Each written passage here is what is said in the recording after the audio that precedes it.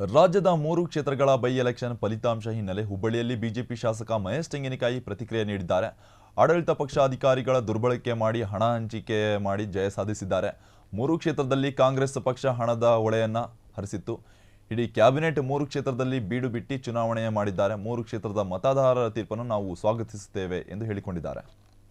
ಪ್ರತಿಯೊಂದು ವಿಧಾನಸಭಾ ಕ್ಷೇತ್ರದಲ್ಲಿ ಕೂಡ ಹಣದ ಹೊಳೆಯನ್ನು ಹರಿಸ್ತಕ್ಕಂಥ ಕೆಲಸವನ್ನು ಕಾಂಗ್ರೆಸ್ ಪಾರ್ಟಿ ಸರ್ಕಾರ ಇವತ್ತೆಲ್ಲ ಕಡೆ ಮಾಡಿದೆ.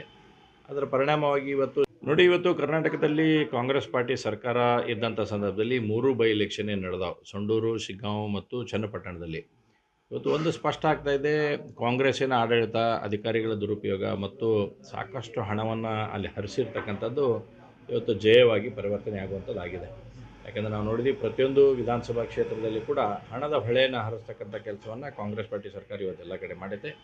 ಅದರ ಪರಿಣಾಮವಾಗಿ ಇವತ್ತು ಸೀಟ್ನಲ್ಲಿ ಸ್ವಲ್ಪ ವ್ಯತ್ಯಾಸ ಆಗಿದೆ. ಇವತ್ತು ನಾವು ಶಿಗ್ಗಾಂವ್ ಮತ್ತು ಚನ್ನಪಟ್ಟಣವನ್ನು ಗೆಲ್ತೇವೆ ಅನ್ನತಕ್ಕಂಥ ವಿಶ್ವಾಸ ನಮಗಿತ್ತು. ಅದರ ಕೊನೆಯ ಹಂತದಲ್ಲಿ 2-3 ರೌಂಡ್ ಲಾಸ್ಟಿಗೆ ಇನ್ನೂ ರಿಸಲ್ಟ್ ಫೈನಲ್ ಆಗಬೇಕಾಗಿದೆ. ಸಂಡೂರು ಕ್ಲಿಯರ್ ಆಗಿದೆ ಅಂತಕ್ಕಂಥ ಮಾಹಿತಿ ಮಾಧ್ಯಮದಲ್ಲಿ ಬರ್ತಾ ಇದೆ.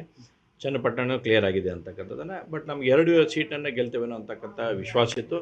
ಆದರೆ ಇವತ್ತು ಕಾಂಗ್ರೆಸ್ ಪಾರ್ಟಿ ಸರ್ಕಾರ ಯಾವ ರೀತಿಯಾಗಿ ಅಧಿಕಾರದ ದುರುಪಯೋಗ ತೆಗೆದುಕೊಳ್ಳುವ ಮುಖಾಂತರ ಹಣದ ಹೊಳೆಯನ್ನು ಹರಿಸಿ ಸೀಟನ್ನು ಗೆಲ್ಲುವಂಥದ್ದಾಗಿದೆ.